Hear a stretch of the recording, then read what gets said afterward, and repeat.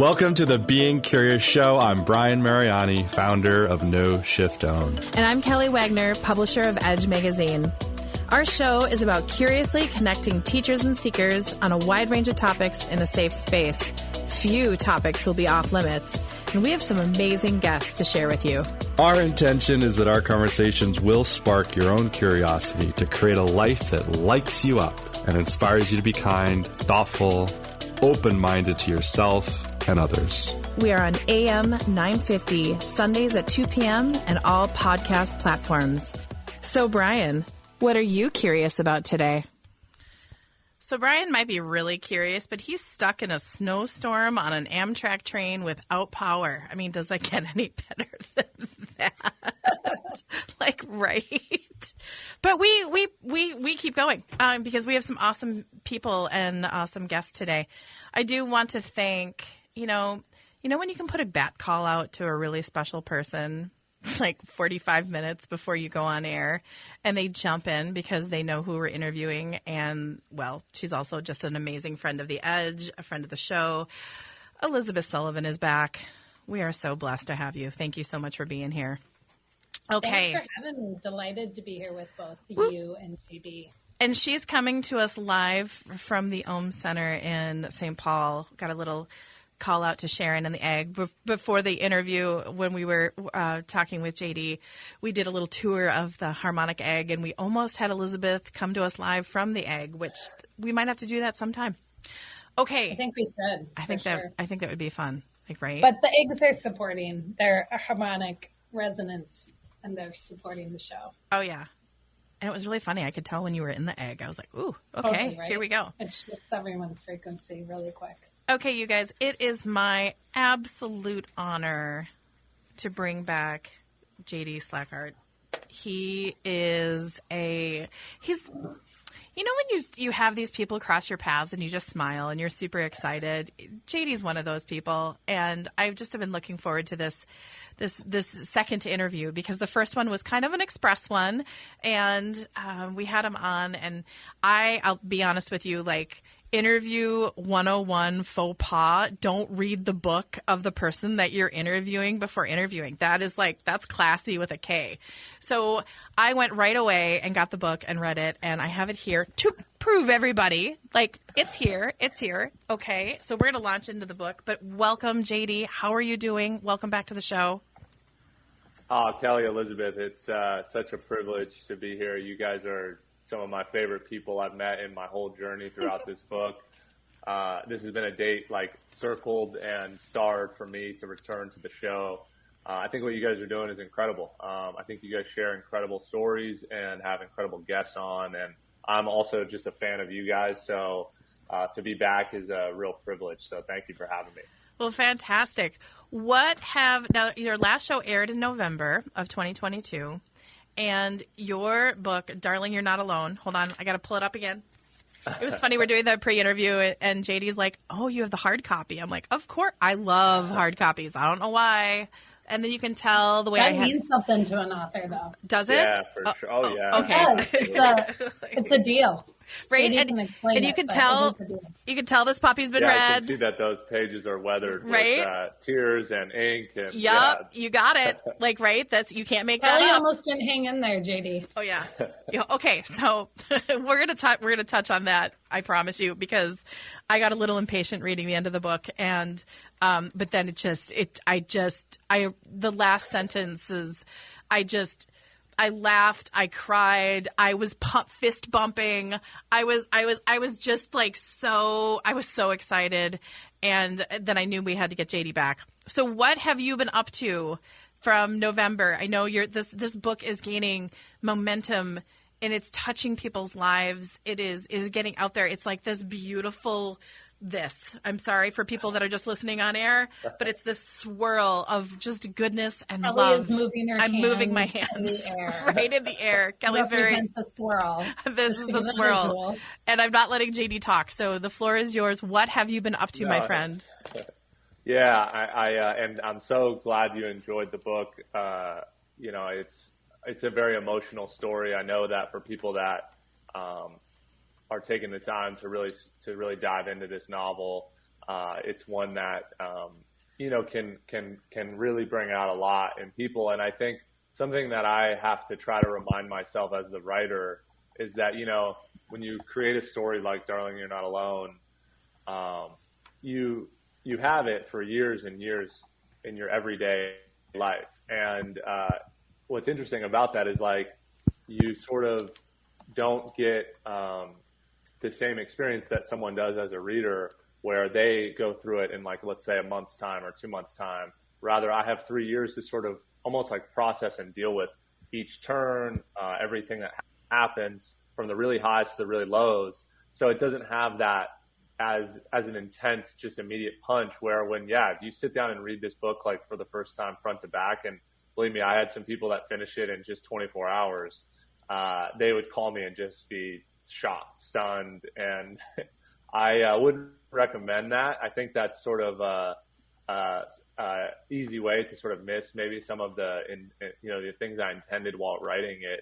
But I do think that, it's been amazing since November to see this book get into the hands of so many different people from so many different walks of life, from not just around the country, but around the world. I mean, I've had people that I've read the book in Italy and France and Australia, and I do my best to try and give as much as I can to those that are interested in hearing more about, where these ideas came from and why I wrote it. But it is getting to the point where that's becoming harder and harder to keep up with. And something I do try to do is also spend time away from all of it, and like been going skiing a little bit, seeing some friends and family, because this has been a book I've been working on for a long time with my head down, and so I did want to take some time to process it and step away, and now I'm coming back into it in this last few weeks. So it's been fun for sure. So I'm not an author, and I have two authors on air with me right now. So you have this lead character, Phoenix. How do you say goodbye to him? Like, how do you do that? Because I mean, you birth this this being, because I look at it that he's not just a character in a book. I mean, right? And how do you say goodbye at the end? And I'm assuming like actors have the same thing on a set of a movie, but you created this and you put it down, and then you have to say goodbye. So maybe it is just goodbye for now, and it's just kind of a pause, and he's always with you. But I almost think that is Phoenix kind of like a spirit guide for you, or is he a Elizabeth? Do you know where I'm going with this? I do. And probably JD does too. I mean, once you birth and create a character, sometimes I even get curious as writers if you're not writing some past life aspect or future life aspect of your own soul into being, and in communication with that other aspect of your soul, meaning that's coming from a concept around kind of quantum physics and multidimensional healing, where our soul is larger than this expression, right? And so we have spirit guides that are aspects of our soul. We have past lives that are aspects of our soul, which bring in some of our past mastery that we can use in this lifetime. So is Phoenix like a spirit guide, someone you tune into? Do you feel like he maybe became a part of you, or was a part of you that you were drawing on? Or all of the above? Yeah, absolutely. I mean, I think the best way I've been able to describe it is, and I think, through my first book, I didn't really understand why I was so sad at the completion of, so my first book's called Moonflower. It's a fictional novel that I wrote, kind of inspired by a lot of real people in my life. And that book was published in 2018. Darling, You're Not Alone is, a much different book in that all of the experiences and things that I wrote about came from a place of pure fiction. Like I didn't have, there was no Phoenix in my life that existed, but I do think, to answer your guys' question, it was incredibly hard, and it's something that I would almost like label as like a postpartum depression, where once you do finish the book and it is like released from you, and you no longer have that character's voice in your head, it's really hard. And it's definitely something I went through, and I've had to get better at, in terms of like kind of demarcating like, okay, this project is done in terms of writing it, but now I'm getting to talk about it and share it with, people I care about, like you guys. And you guys have your own experience with Phoenix now, and he's someone that exists in your lives, and we get to sort of share that. So I try to think about it more in terms of like, okay, he's not just mine any longer. Now he exists to other people and will continue to forever and ever and ever. And that's a pretty cool thing. But do I miss spending all my time with him every single day and writing? Like, for sure. I mean, I think any writer who, has created a story as emotional as Darling, You're Not Alone would agree with that. And, to speak on it from that spirituality kind of past life angle, I think for Phoenix, a lot of the things that I just, had that desire to create in Darling came from sort of his insecurities with the world. Like, I think I share a lot of those with just like sometimes the disappointment we have in people we care about, or people maybe we don't even know, but we sort of like project this disappointment of, man, I wish they worked harder, or I wish they saw the world as a better place. And I hate seeing people that are so down all the time. And then obviously Phoenix goes through this, growth throughout the novel where he learns that there's so much more going on than he ever realized.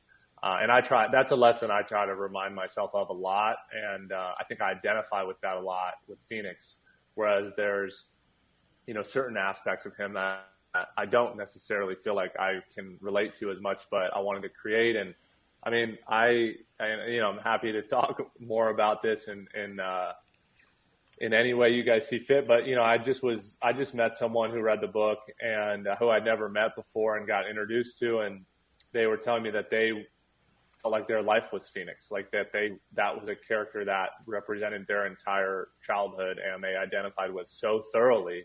And that was pretty cool and pretty amazing to hear someone say that, who I had no relationship with, talk about how Phoenix really, identified with them. And I think that's that's how you try to get over the missing of your characters is the sharing aspect.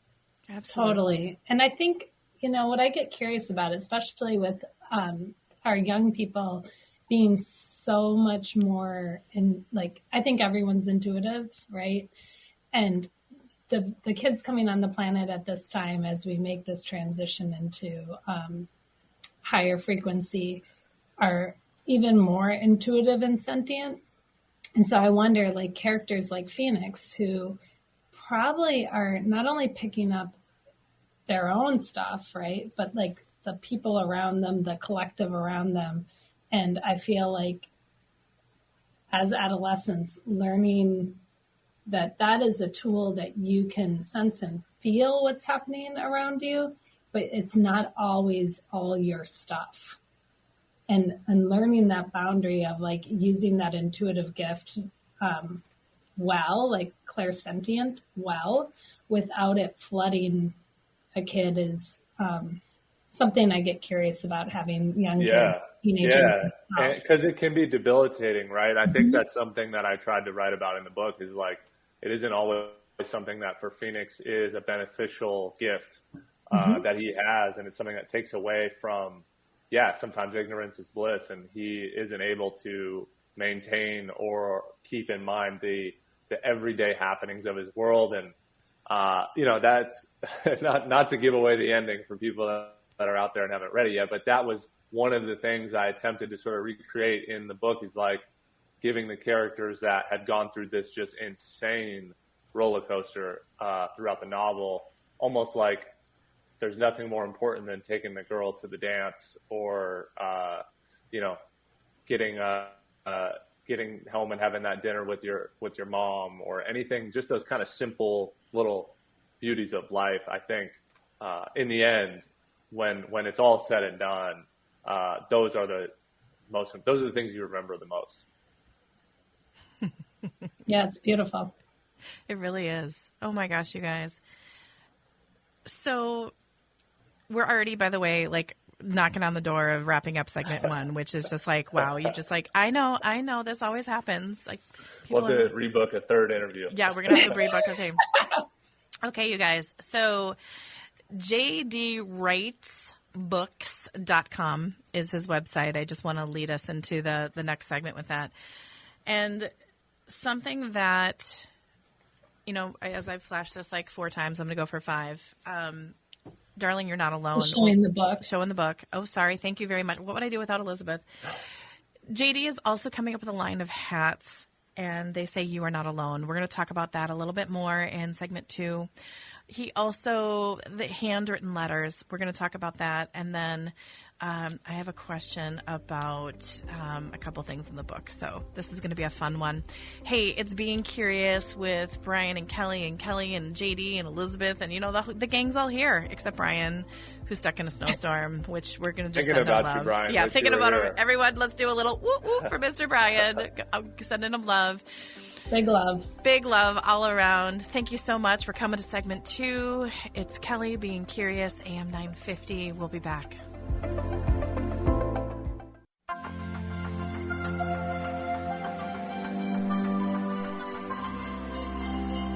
And this is when Brian normally jumps in with this beautiful little transition. But no, you get me this week.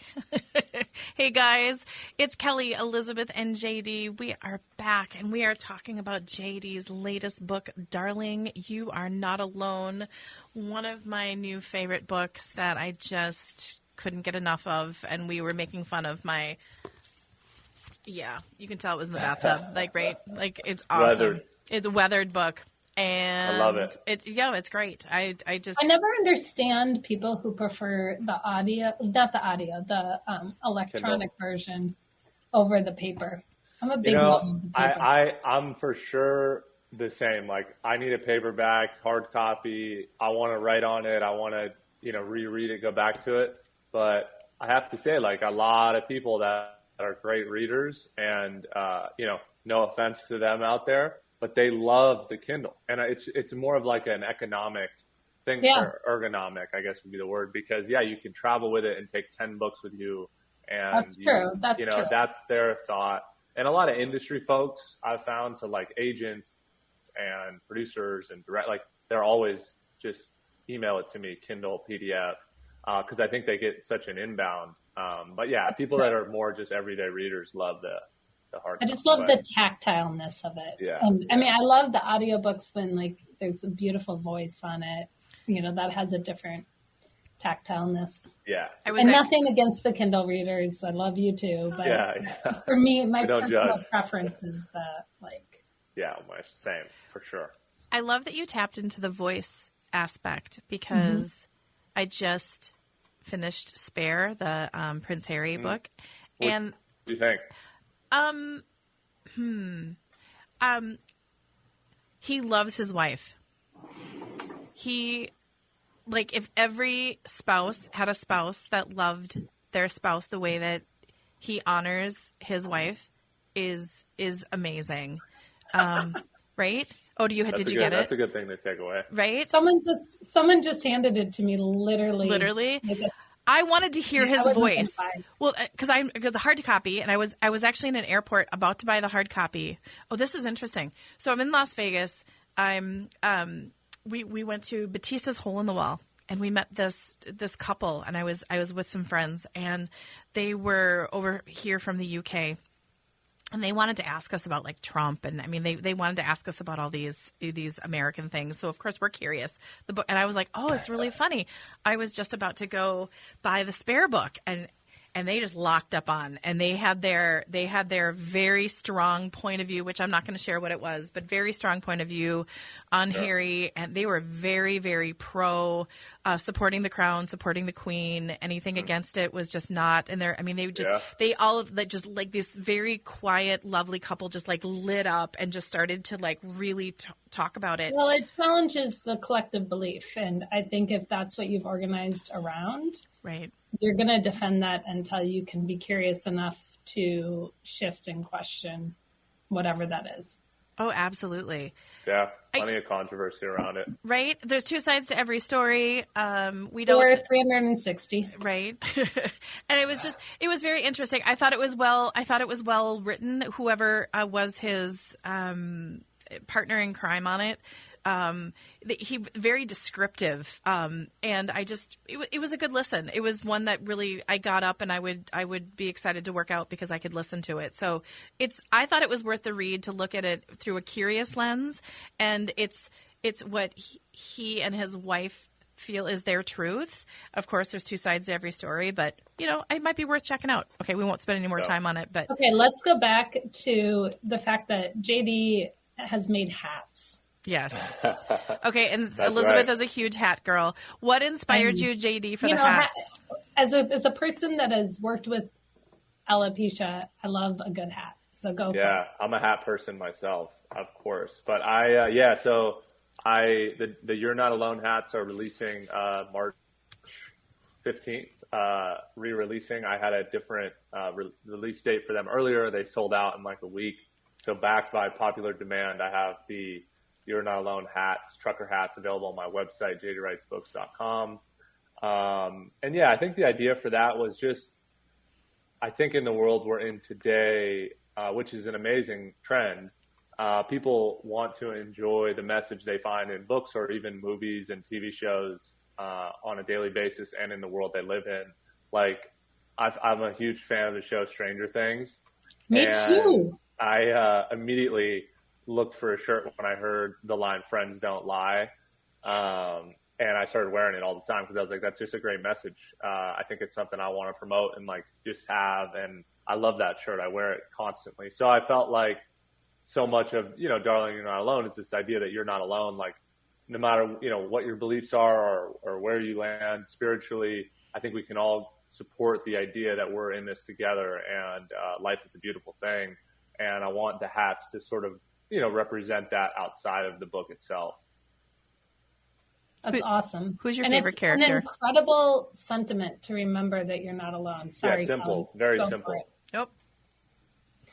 I mean, I think it's an important one. I think half the time people have to remember that they are more than this body, like, they're a light being, and then to remember that they're not alone, like they're surrounded by other light beings, like beyond people's personality. Can we remember our true nature?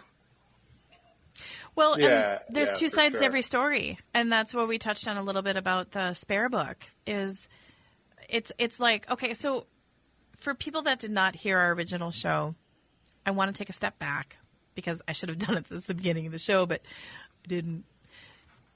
JD, give us a little synopsis of the book, because we just launched right because we're friends and we're just trying to kind of jumping in and we're like, oh, hello, and then I'm realizing that we're in segment 2 and we haven't even told people really like that overarching discussion about the book outside of the fact that they just need to read it.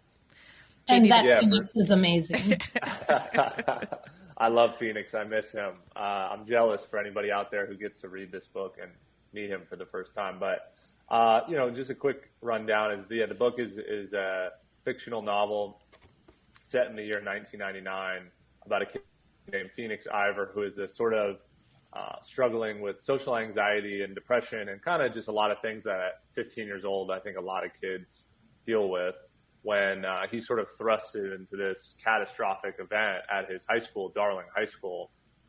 And this all sort of takes place pretty early on in the book. But then the remainder of the novel and sort of where the idea and message of Darling, You're Not Alone comes from is Phoenix ends up taking on this sort of preternatural or spiritual undertaking where he's given the opportunity to speak with people and sort of have this communication with people once they're gone. And the rest of the book, Phoenix goes on this journey where he's almost like a medium in a sense of delivering mail from heaven to people that have passed away. And yeah, it's pretty touching book, Darling, You're Not Alone. And that you're not alone concept is meant to speak towards the idea that, we've all been through personal tragedy and we all have people out there we miss. So.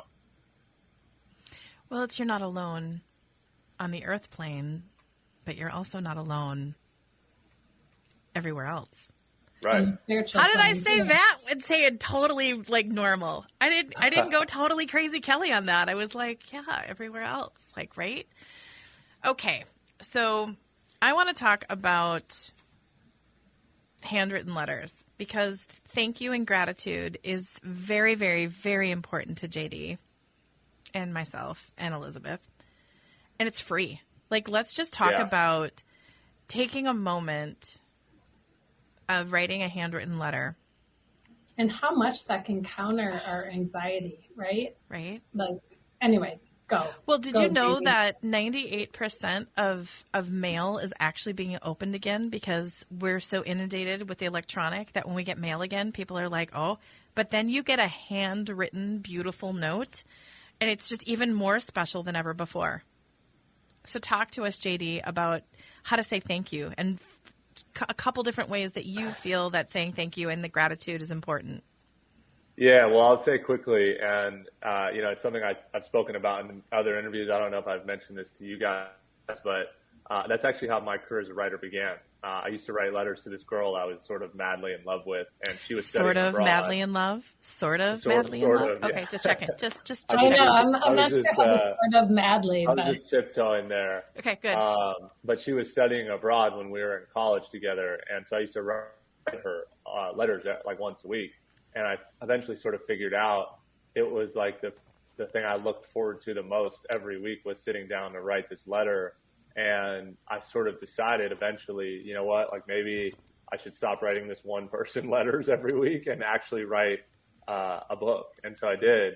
And that's where I got the idea for Moonflower. And as that sort of bridged my, and launched my career, I wanted to make that a big part of Darling, You're Not Alone as well. And yeah, I think handwriting letters is maybe the most important thing you can do for someone. But it's also something that's it returns to you tenfold. Like the power and spirit behind taking the time to do that is so relaxing and calming for your own self that I find even, I'll do it for that reason as well. It's like if I feel like I'm moving too quickly or things are happening at a speed I can't control, I'll just slow myself down and write a letter to a friend. And then I find that I'm much more centered and ready to move forward. And, to your point in the book, it's, it opens Phoenix's supernatural gifts, right? Yeah, it does. It's a huge part of his understanding of, I think there's going to be skeptics no matter what, right? And I think with heaven, there obviously is a absurdly kind of strong amount of pushback for that to exist and be real. So I wanted to write a book that had that, but I needed there to be some sort of proof that even a non-believer would say, well, there's no denying that this exists. And so the letter serves as like this real proof that, okay, someone wrote this after they were gone, and how else could this be true if there has to be a heaven. And Phoenix is sort of this character that, he's the skeptic. He's like, obviously there's no heaven. I haven't seen anything to show me that. And then boom, here he's given this opportunity. So, I thought the letter would be a good way to do that. And you started #YourNotAlone letter writing campaign. Tell us more about that. Yeah, so that's just the idea that, once again, like the hats, to take sort of the message of Darling, You're Not Alone out into the real world and challenge people when they finish the book to say, hey, could you go ahead now and write a letter to someone, doesn't matter who, and just start it with You're Not Alone, and take it from there. And it could be as long or as short as you'd like, but the idea would be that just sending that letter to someone could be an incredibly, healing thing. And I've actually been seeing just this like barrage of people that are sharing their letters with me and uploading them on the darlingyou'renotalone.com website, where I have an opportunity to interact and let people know, how much I appreciate it. And it's a really beautiful, show of affection to see and read all these letters after the book's been released. Has been pretty cool. Oh, absolutely. And actually, JD has 5 ways to write a thank you letter. The first one is handwrite it. Number 2 is say thanks. 3, you're not alone. And then tell us about sealing it with a kiss. Yeah, I mean, I think that one is more metaphorical, just being the storyteller in me. I wanted to sort of give people this idea that, like, you sealing it with a kiss, you could obviously literally seal it with a kiss. But I think what I meant more so is like, make sure to put a part of yourself in that, in, you know, something that person will only recognize in you. Like if it's, you know, if you write a heart at the end, or if you, you know, have a little design you put, or anything that's a trademark thing, that's what Seal It With a Kiss would mean. Well, and keeping it simple, and you don't have to write a novel. You just, because I'm actually, I brought these in. These are my little notes that Kelly's holding up. I said, yes, I'm holding up my little notes, and I love this, just enough space to be able to just write, even just, I'm thinking of you, thank you so much, and gratitude. You can use whatever kind of pen you want to, but just this little message of just being like, oh, someone cares. Someone's thinking about me. I just think it's really important. And your final one was post it and use a nice stamp. Oh my gosh, I am a stamp freak. So am I. Big fan of buying lots of Forever stamps. Oh my God. Yeah, for sure. Did you know they had the Giving Tree stamps? And they ran out. I know they ran out right away. I've been at my post office like freaking out because I wanted to buy them out. And they're like, we got them in. We had them for 2 days and they sold out. You can't find them. But the Giving Tree. My favorite was the Snowy Day ones. Oh, yeah. Those are good. Ezra Keats Jacks. Right. I just do different ones and then I actually just lost. I have a thing of random stamps and I just lost it, and I have to clean my office and find it. I know my husband's just like, it's like I can't just do the normal Forever stamps. I've got to do different ones. So I love that you're like, and number 5 is be thoughtful on your stamp. I mean, like, oh my gosh, it's fantastic. The little things are important. I think any writer can sort of attest to that. So. Oh, gosh, yeah. Okay, you guys, that was segment 2. It feels like it's like 3 minutes, but we're having fun. It is Kelly. Brian's here. Just, you know, we know where Brian is, right? In spirit. Yeah. Elizabeth, JD, and JD's website is, well, you have a bunch of them, but darlingyou'renotalone.com is a really good one to promote. We will be back.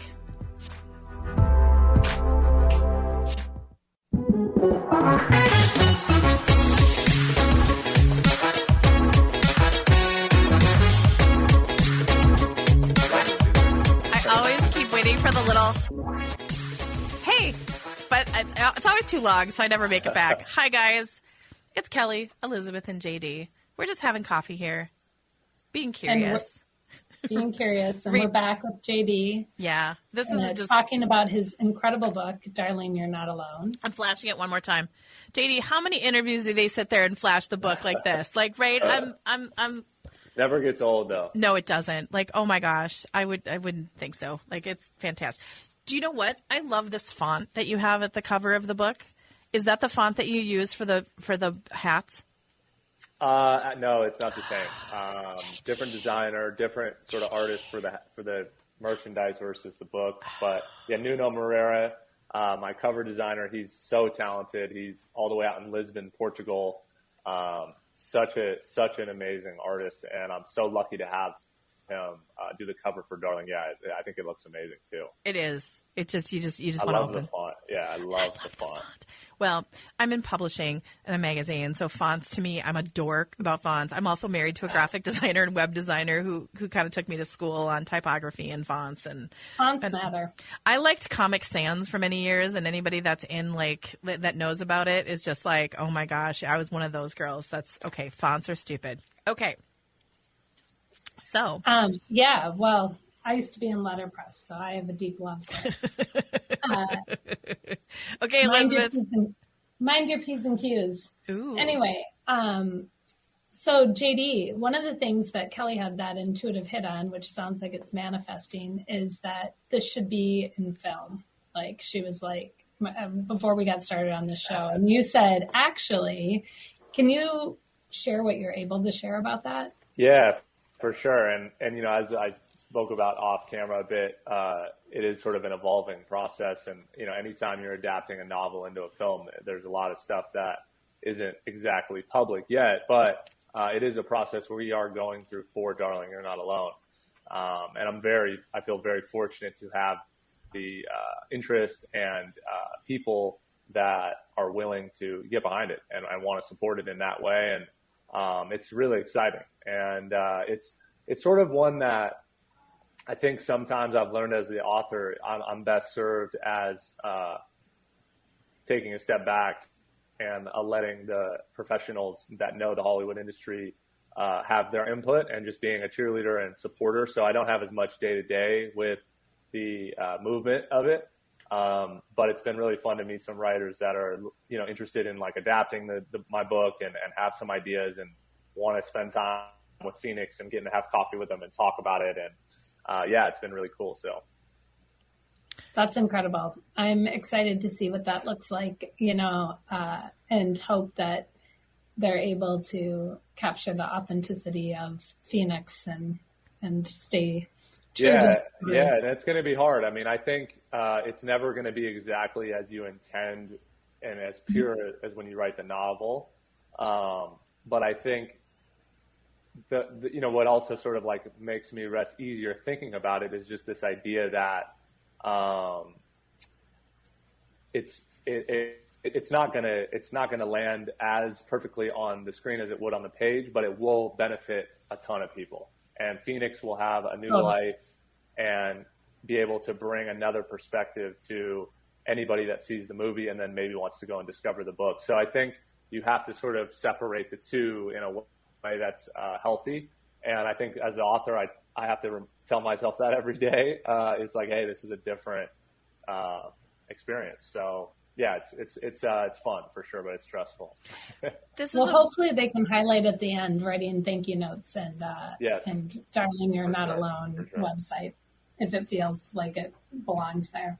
What were you going to say, Kelly? Well, I was thinking, I don't know why I keep seeing Netflix and I'm seeing there's movie, but what about having it like, they have those 3-part series movies, limited series. That could be interesting, but that's just where I'm going. I would like to be an extra at Mia's place. Just Maya's. Yeah. Oh my gosh, I'm so sorry. I wrote it down like phonetically. Maya's place. I want to be an extra in there. Like that would be cool. That would be fun. Maybe we'll be extras together. Yeah, maybe the three of us could be an extra at a table. Yeah, that's what we need to do. I think that would be really fun. I would love that. I think that would be just fantastic. Okay, so Elizabeth, I know you have a question for JD. Yeah. Maybe for some of our listeners, Readers, listeners, viewers. All of the above.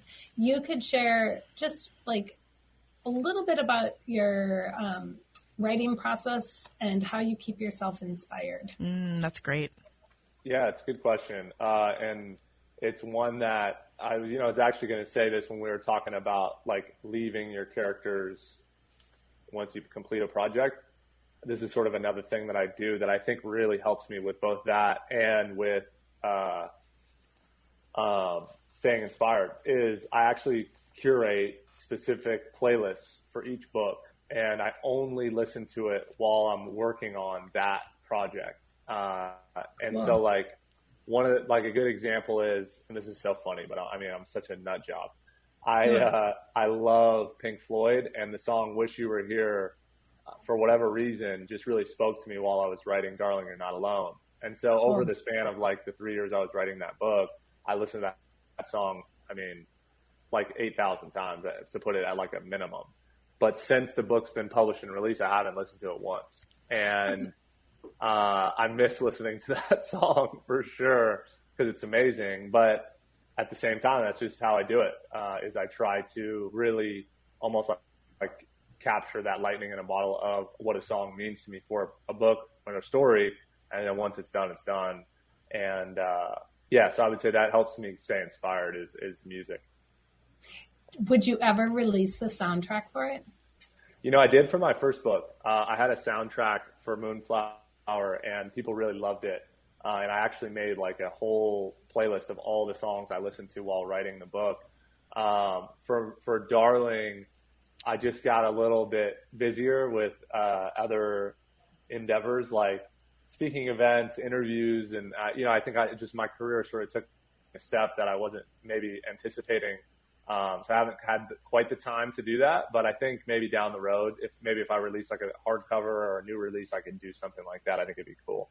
That'd be so cool. I did just get a book from an author that actually she sent you the book, but then she actually created like a Spotify playlist that you should listen to at the or suggestions at the end of each chapter, but then at the beginning of the book and the end of the book. So I thought that was really engaging on how they created that experience. And it'd be interesting. It's like you're playing Pink Floyd and you're like, okay, we're about to go into chapter 3, listen to this, and then guide into the book. That's the mood. Yeah. I think speaking of, like, as you know, it kind of segues well into the film side, right? Like, that's something I'll want to be involved with heavily when we talk about like a soundtrack for the movie, is that I would use a lot of the songs that I'd already curated. And like for my first book, Moonflower, which was also, there was a shopping agreement for that novel to be turned into a film as well. And that's still being pursued in addition to Darling.